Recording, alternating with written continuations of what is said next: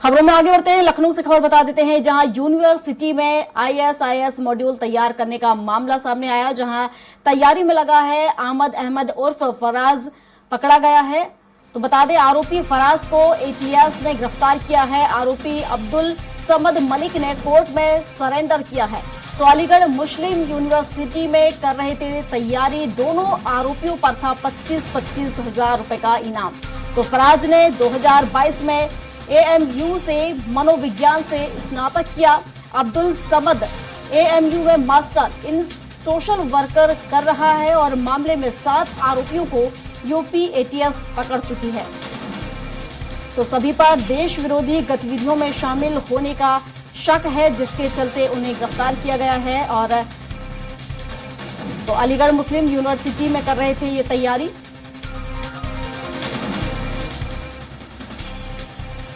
और इस पर विस्तार से जानकारी के साथ घनश्याम निशांत चौरसिया हमारे साथ हमारे सहयोगी जुड़ चुके हैं।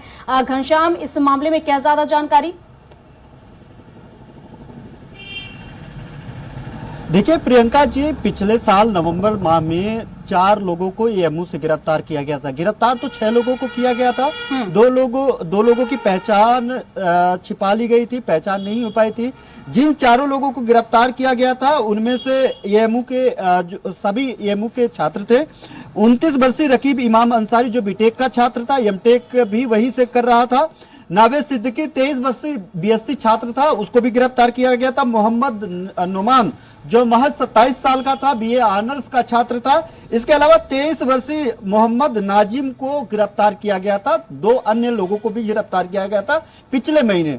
2 लोग फरार चल रहे थे, जिनपे 25-25 हजार का उनपे इनाम रखा गया था, जिसमें अब्दुल समद थे, आमस अहमद उर्फ फराज थे। अब्दुल समद ने सरेंडर कर दिया, लेकिन आमस अहमद को यूपी एटीएस लगी हुई थी लगातार उनको ढूंढने में, और अंततः उनको बीती रात उनको गिरफ्तार कर लिया। उन्होंने गिरफ्तार करके जेल भेज दिया। पूरे अभी तक अगर इस मामले में देखा जाए तो 7 लोगों की गिरफ्तारी हो चुकी है। एक बड़ा स्ट्रेटेजी प्लान कर रहे थे, भारत विरोधी गतिविधियों में शामिल थे ये लोग। इनके पास से पेन ड्राइव, तमाम साहित्य, आईएसआईएस से जुड़े हुए मॉड्यूल को संचालित करने के लिए एक ग्रुप बना रहे थे। जो दिशा निर्देश ले रहे थे वो सीधे तौर पे आईएसआईएस दिशा निर्देश ले रहे थे।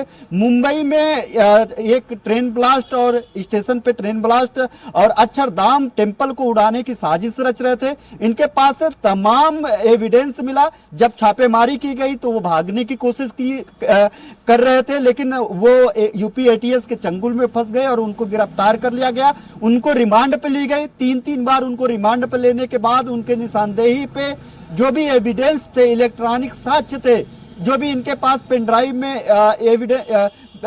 में इनकी जो स्ट्रेटेजी प्लान थी, वो जो ये लोग इकट्ठा करके बना रहे थे, सोशल मीडिया के जरिए जो संपर्क कर रहे थे, वो सब सारी चीजें रिमांड के बाद इनके निशानदेही पे यूपी एटीएस ने इकट्ठा करके जो है जो कोर्ट को सौंप दिया है।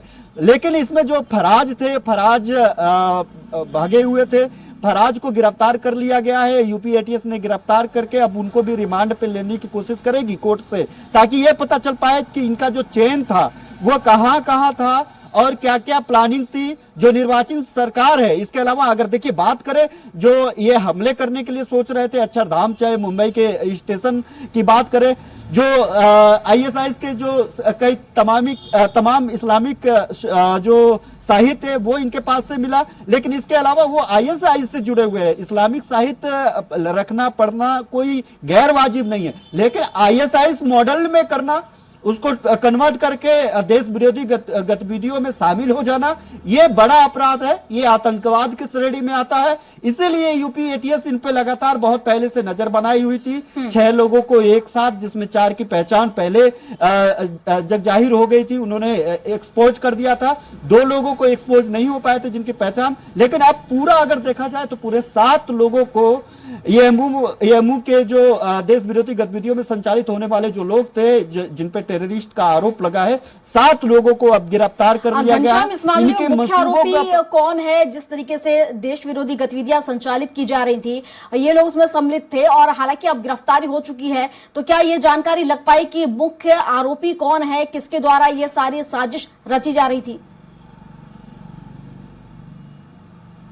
देखिए, अगर अलीगढ़ मुस्लिम यूनिवर्सिटी की बात करें प्रियंका, तो इसमें मोहम्मद आमस अहमद उर्फ फराज जो है यही मुख्य आरोपी था। यहाँ पे यही लीड कर रहा था, यही संपर्क करने की कोशिश कर रहा था, इसी के सोशल मीडिया अकाउंट से लोगों को इकट्ठा करने की कोशिश की जा रही थी। सबसे पहली बात, जो सरकार से इनकी स्ट्रेटेजी देखिए, समझिए पहले, ये स्ट्रेटेजी था जो सरकार से असंतुष्ट मुसलमान है उनसे संपर्क करते थे, ताकि वो लोग सरकार के विरोध के नाते इनसे जुड़े। इनको लगे कि देश में जो है भारतीय जनता पार्टी की जो निर्वाचित सरकार है इसके खिलाफ वो लोगों को इकट्ठा कर रहा था। बस जब ये लोग इकट्ठा हो रहे थे, उनको लग रहा था कि हम लोग भारतीय जनता पार्टी एक चुनी हुई सरकार का विरोध कर रहे हैं, जो कोई भी गलत नहीं है, किसी भी सरकार का विरोधी हो सकता है, उनकी स्ट्रेटेजी का, उनकी नीतियों का विरोधी हो सकता है, लेकिन भारतीय जनता पार्टी सरकार के विरोध के आड़ में जब ये लोग एक इकट्ठा कर लेते थे तो उसमें चूनते थे, उनका माइंड वॉश करते थे, उनको इस्लामीकरण के साथ साथ जो है जो उनका इस्लामिक साहित्य था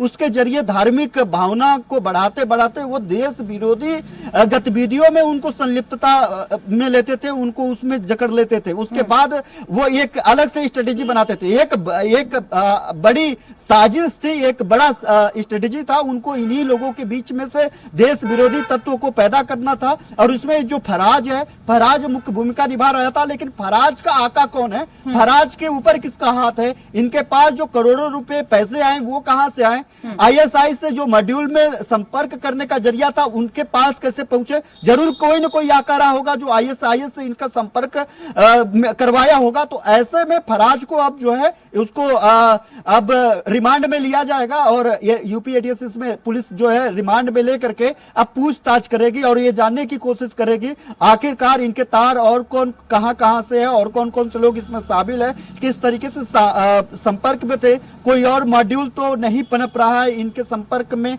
कोई और मॉड्यूल तो ऐसा नहीं है जो यहाँ पे अव्यवस्था फैलाई जाए। लेकिन सबसे बड़ी बात है कि 22 तारीख को जो राम मंदिर का प्राण प्रतिष्ठा होना है उसके पहले इसकी गिरफ्तारी बेहद अहम मानी जाती है, क्योंकि कई तरीके का हमले का ये जो है कार्य योजना बना रहे थे। तो ऐसे में बड़ा सेंसिटिव अलर्ट में है उत्तर प्रदेश और खासतौर पर अयोध्या आसपास के जो जिले हैं, नेपाल बॉर्डर है, लगातार जो है चेकिंग अभियान चल रहा है, लगातार लोगों का सोशल मीडिया अकाउंट्स चेक की जा रही है। ऐसे में ऐसे देश विरोधी गतिविधियां जो में शामिल होने वाले आतंकवादी आरोपी जो बाहर थे वो कहीं ना कहीं खतरा पैदा करते हैं। और ऐसे में जो मोहम्मद फराज को जो है गिरफ्तार करके एक बड़ी सफलता यूपी एटीएस को मिली है, उत्तर प्रदेश पुलिस को मिली है, जिसको गिरफ्तार कर लिया गया है। जी प्रियंका। बिल्कुल घनश्याम, हालांकि अब देखने वाली बात होगी कि क्या और खुलासे यहां पर होंगे और आखिर मुख्य सरगना कौन है, क्या इसका पता चल पाएगा। और जिस तरीके से बड़ी संख्या में, बड़ी मात्रा में कहें, जिस तरीके करोड़ों रुपए इन्हें दिए जा रहे थे, आखिर वो कहां से आ रहे हैं, तमाम जानकारियां पूरे खुलासे के बाद ही निकलकर सामने आएंगी। फिलहाल शुक्रिया आपका तमाम जानकारियों के लिए।